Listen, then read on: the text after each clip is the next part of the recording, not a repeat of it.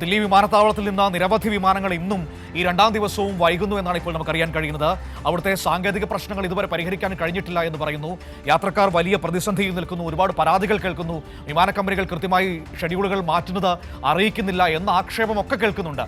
എന്താണ് ദില്ലി വിമാനത്താവളത്തിൽ, രാജ്യത്തെ ഏറ്റവും പ്രധാനപ്പെട്ട വിമാനത്താവളത്തിൽ സംഭവിച്ചുകൊണ്ടിരിക്കുന്നത്?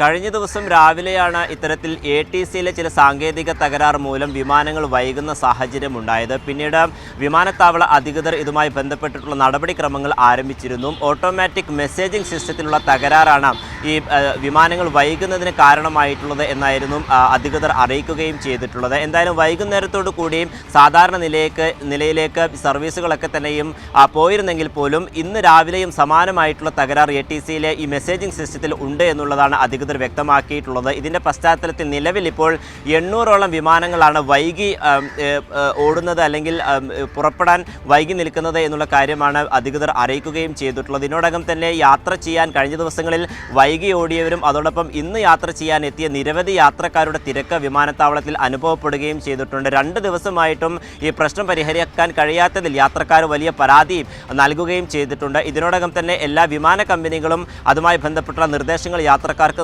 നൽകുകയും ചെയ്തിട്ടുണ്ട്.